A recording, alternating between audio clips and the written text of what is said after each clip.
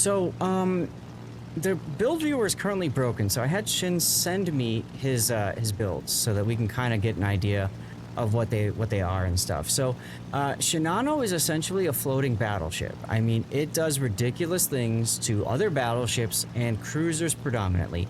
It can deal kind of with destroyers, although she does struggle a little bit there. That's probably the only real weakness, and to a certain extent subs as well.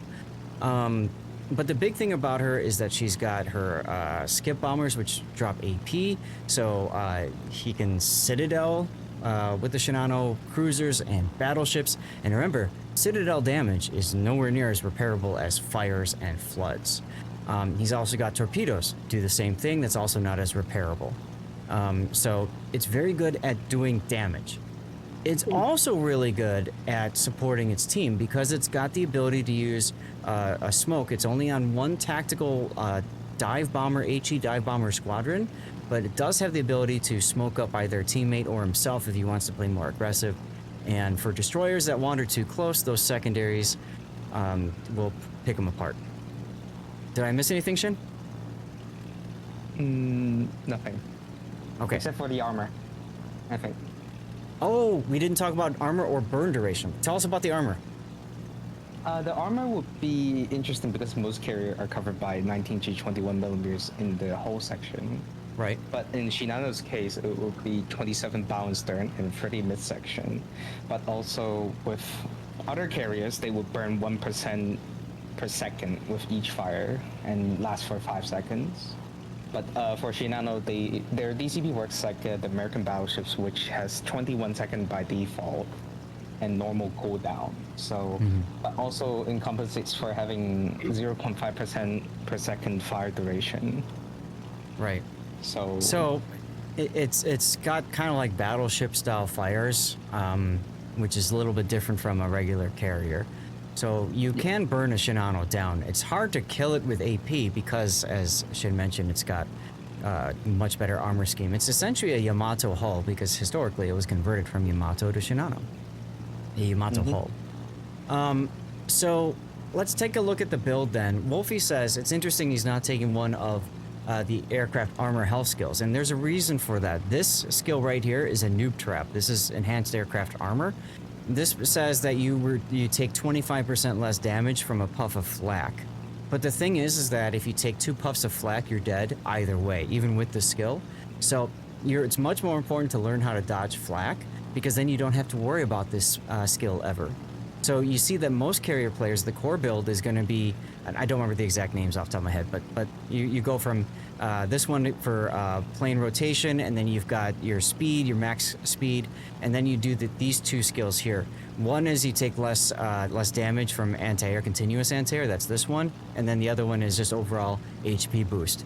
Now, there are some Japanese captains, the Suzuki's, and then most recently Ito in the event pass, which have buffed HE or buffed hit points for planes. That is huge on any carrier because it goes for all of those. Okay, so those are very important things, and that's why you don't take that skill down here. It's a bit of a noob trap because if you take this skill, then you miss out on the damage. You have to reduce one of these skills. So on top of that, he's gone with the extra heal and heal duration skill. This is great because he's got skip bombers and torpedo bombers that have the heal. The only planes that don't have a heal is his dive bombers, and they're tactical. So on one hand, you don't really care if they die because they'll just grow back anyways. That's not such a concern. You did take bomber flight control because this helps your speed for your bombers by I think 5%, and this is both your HE dive bombers and this is also your skip bombers, isn't it? yes. Yeah, so this is huge. Very important on a Shinano especially. And then you took the torpedo skill. So what this does is it reduces the damage mitigation that enemy ships have. So if torpedoes hit the torpedo belt on a ship, if you go into the port and you look at any ship, there's an amount of damage reduction from torpedoes on the torpedo belt. This does 10% more damage essentially with your torpedoes. It just makes them that much more of a threat, especially to battleships and cruisers.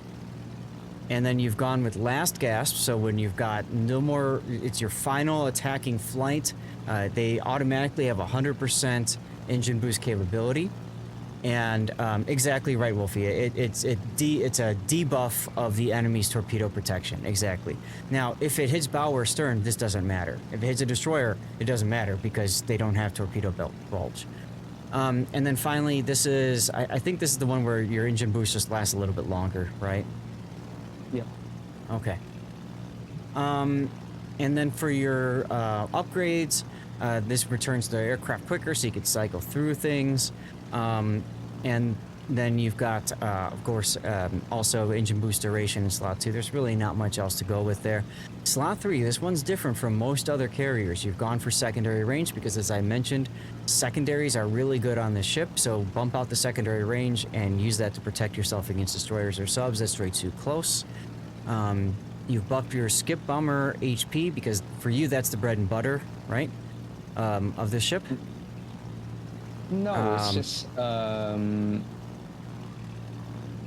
it's just a better equipment or modification to buff the skip bombers because they tend to be the squad to perform CV sniping. So you want every HP to sustain the AA fire while sniping CVs.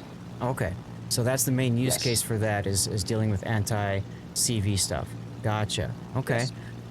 Alternately, if you find that your HE tactical bombers die a lot, you could do HE bomber skill here, right? Because then that helps them maybe get through a little bit more anti-air or whatever before dropping their ordnance. Mm-hmm. And then you went with flight control here, so you just cycle your planes quicker, and then your standard plane speed. One thing I've seen some people do is instead of the 5th slot here, they go with the consumables, so that you get 1 extra charge and they last longer too, especially 1 extra charge of your smoke, since you only have the 1 tactical squadron with the smoke.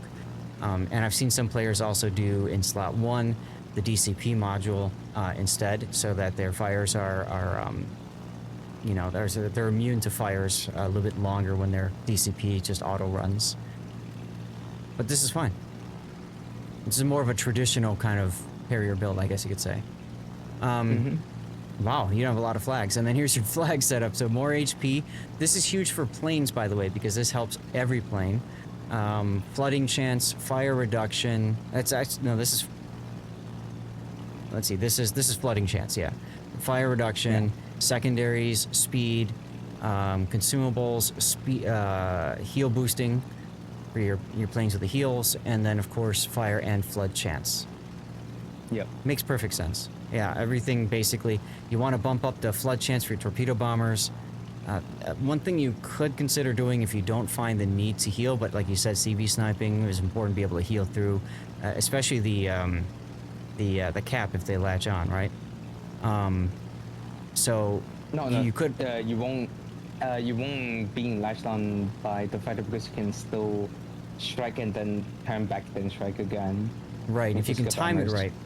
Because the Yes. cap just circles the plane, the carrier. So if you time it right and you go in when the cap is heading towards the back, you can drop, circle around. The cap won't even latch. Right. So I mean, the other one that's nice to have is the anti-air skill, just because you might get CV sniped too, right? But even then, You would use the smoke for that. yeah, So exactly. Yeah. Okay. Well, let's get to your game then. Let's put the build viewer off, and let's go. Loaded for bear. Exactly right. Exactly right. So this is a straight tier 10 battle. This is on the Asia server, correct? Yes. Okay. You're up against a Ricto. A lot of battleships and cruisers you can farm. And, I mean, this is great matchmaking for you. Frankly. No. This is... Why not? If I be quite frankly, AL Hinton, Minnow, and Holland, all 3 of them are full A build. How do you know that? I fought against them before, so I can pretty much remember how they play the game. Okay.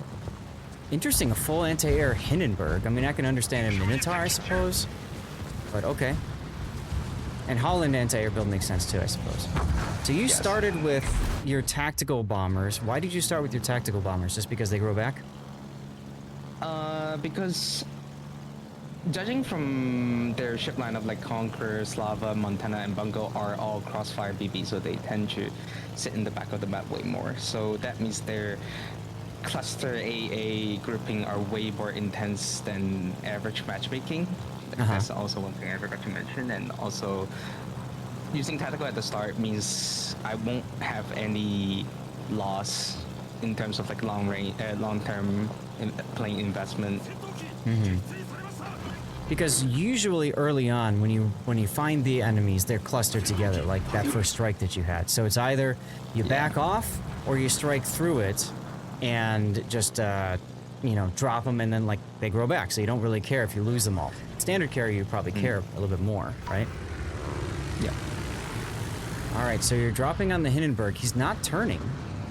He's turning out instead of in. So third line for cruiser. He's forced to turn. Yes. He's forced to turn here because like if he continues to straight down in true line, he will get crossfired. But by Schlieffen, Kremlin, yeah. Right here, he's doing the right thing. So. There's the defensive anti-air fire consumable. And you can see you put the plane up, but you don't care about the plane. Again, it comes down to timing, and even with your skip bombers, I don't think they get close enough to latch anyway, especially on the third line, right? Yes. Yeah, so that, as I was saying, this is a great Citadel printing machine with the AP skips. And now you're going to see this Stalingrad who's stuck kind of broadside to you. And there it goes. 3 hits and 3 Citadels on the Stalingrad. Oh my goodness. I'm sure he's feeling good about this. He was also burning a triple fire, so. I saw that, yeah. Alright, so what are you trying to do here? By the way, if you guys haven't figured out, we've already done one of Shin's games before. He really knows his carriers. So right here you can see our sub is torping the Petropavlovsk, and Petropavlovsk has really weak torpedo protection. So if I neutralize him here, that means I can offset one of the true losses in my team. Already, yeah. Petro is a good target, yeah. Unfortunately, he's reversing, so those torps aren't going to hit. No, those will hit.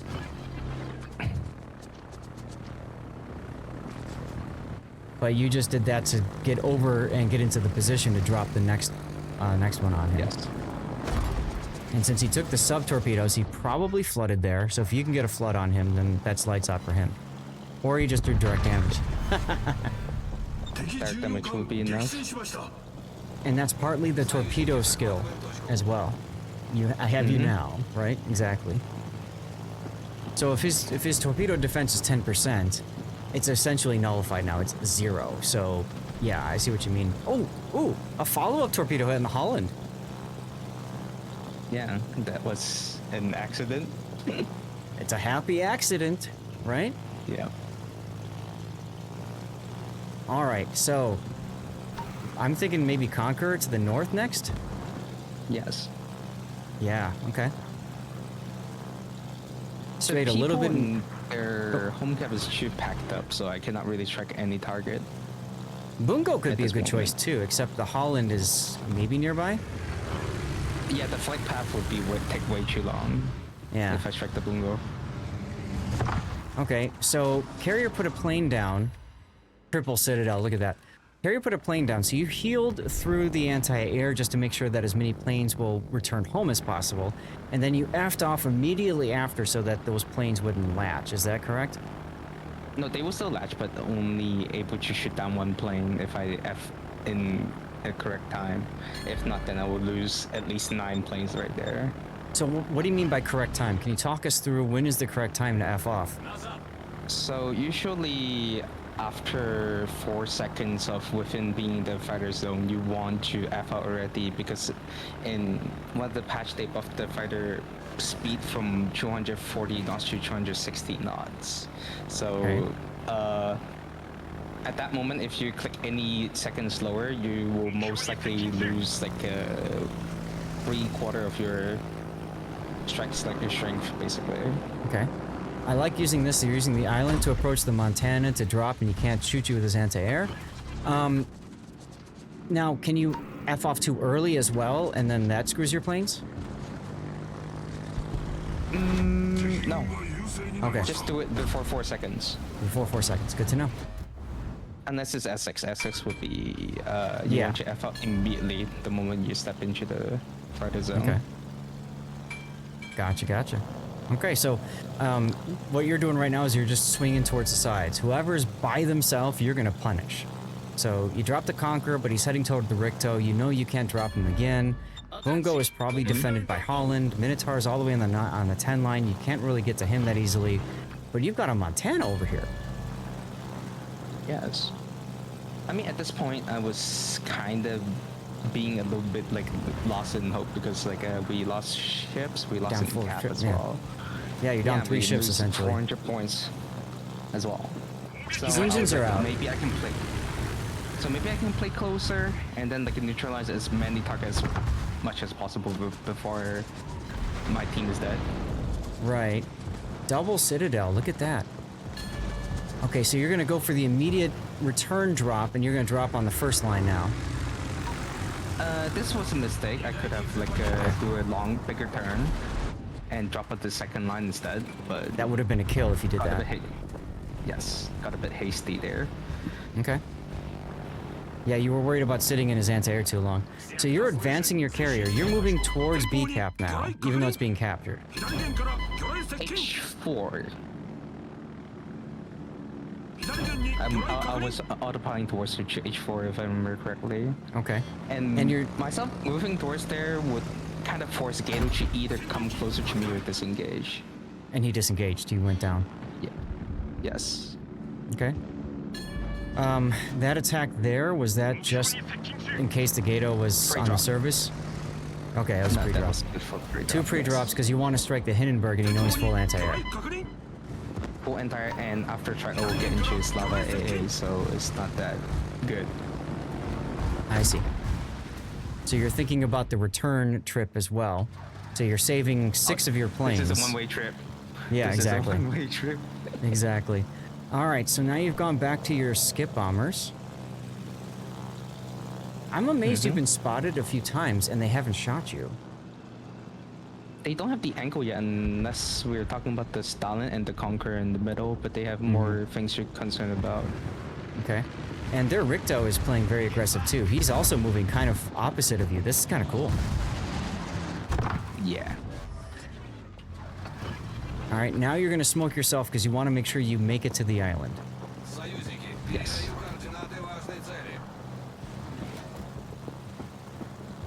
Okay, and then... Oh, hey, look, there's the sub. Ooh, you're in range of ASW. There it goes. Auto ASW.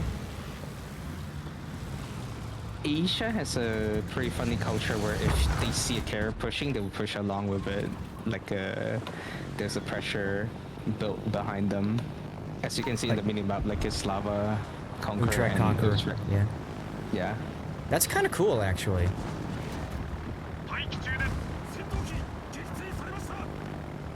All right, so are you leaving the Slava to its fate because the Ricto is behind it? Wait. Not just that. Hindenburg's more threatening. Okay. Yeah, because he's got an angle Did on you you. just say in order to get your battleships to move up, you have to shame them by moving your carrier up? Yes. Yes, that's exactly Yes. correct. Because everybody knows Asia is a little bit more of a standoffish server, right? Mm-hmm. Hey, Rogue Pope. Oh, you almost got him. Oh, never mind, you did. You flooded him. That's hilarious. He's still flooded. Triple strike. Triple strike. I'm screenshotting that. 3 kills. Look at that. All right, so playing up to keep the the Ricto spotted. And I'm guessing you want to hit... Conquerors are like in formation. You're not pre-dropping though. You're just going to full drop and then recall immediately? No, I'm dropping him full strike, actually.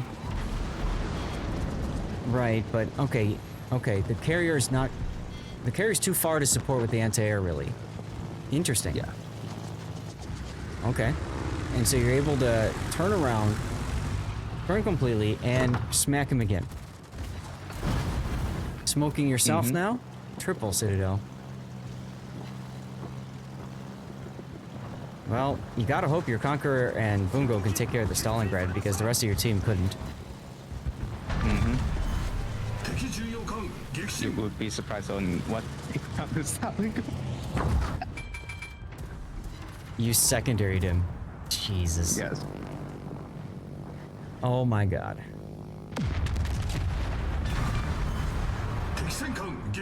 And you're cracking on Conqueror. Too bad you didn't have Yamamoto, huh? Yeah. But you value the hit points, obviously, more important than the buffed hit point pool, right? Yep. All the torpedoes, 3 of them on the Conqueror with the flooding, and you took out his engine, so he DCP'd. And now you're getting a little aggressive. Why are you moving so far up here? If you saw what happened with my HP, that was MVR doing the island trick on me so he can get the Citadel.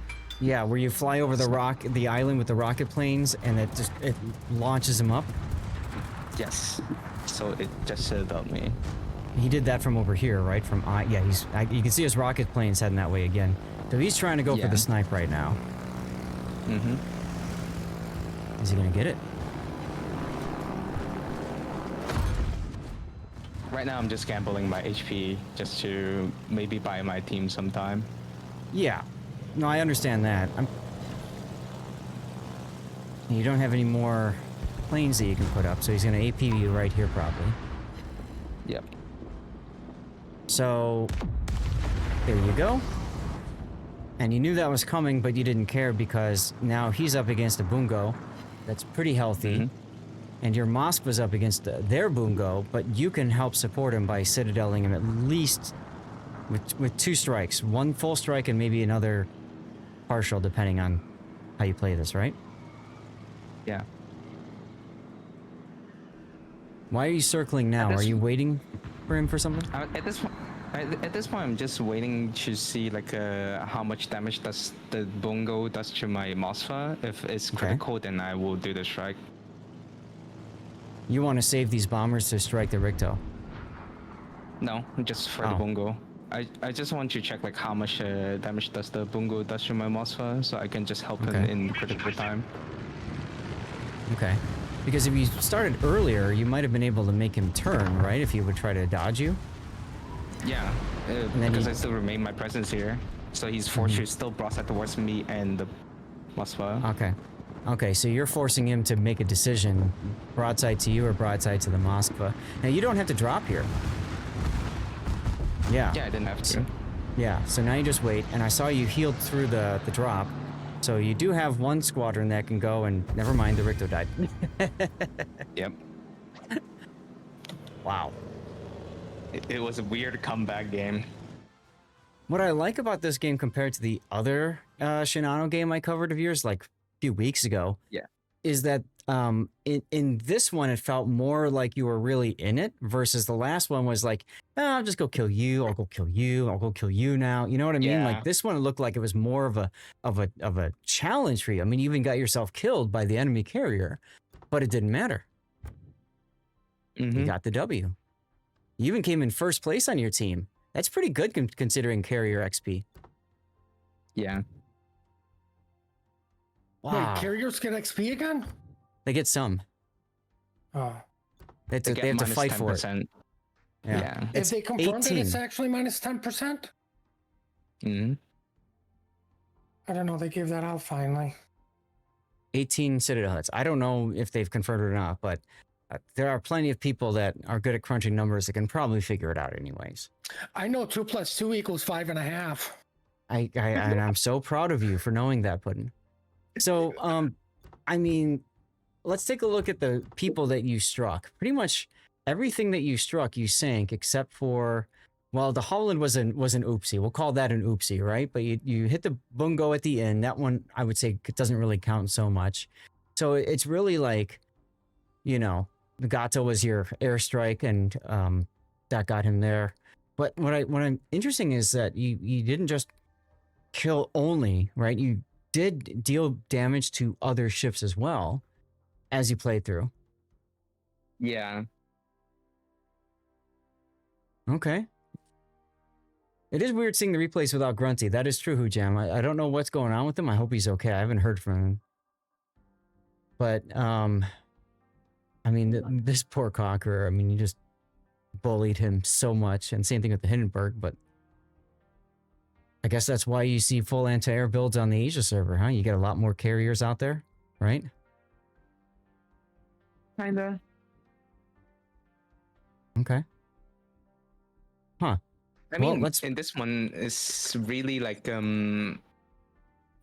gambit play compared to my last couple like Shinano replays, because like this Mhm. one's like a go here or team will die type of situation. Mm-hmm.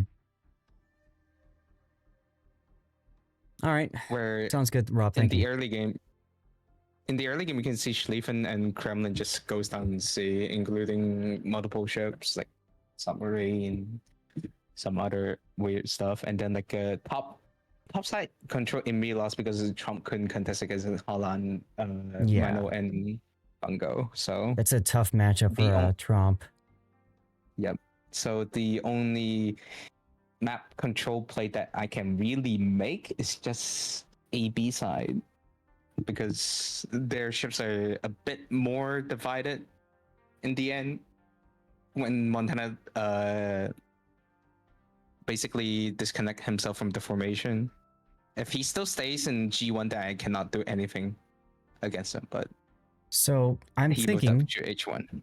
yeah, I'm thinking a good title for this replay is leading the push, because you really did, right? You formed the push. Yeah. Unless chat, you guys have another idea for a title here. Lead the way. Lead the way. It can be, because like, you know, the US Rangers had a motto called Lead the Way. Uh-huh. Yep. Yep. Okay. Lead the way works. Shorter than leading the push. So yeah, lead the way. Mhm. Terror of the Skies, Death by Shinano.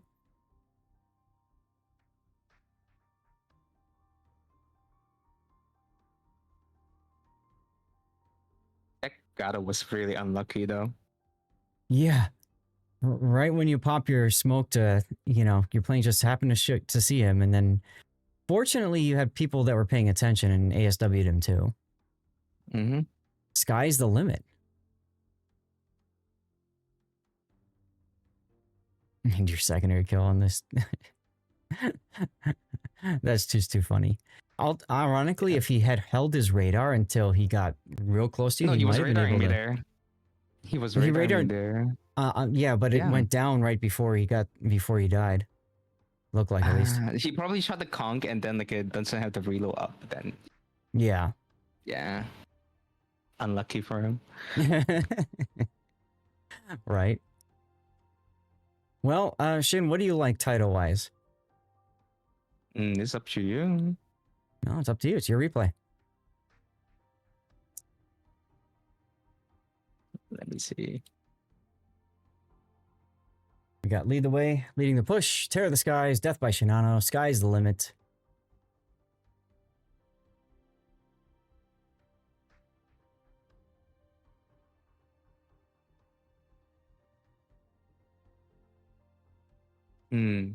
It's not exactly Terror of the Skies because I was losing every plane possible. So You did lose a lot of aircraft. You lost 76. yeah, Revenge of the Shin. can be a good one. That one. You like that one? Yeah, that one is good.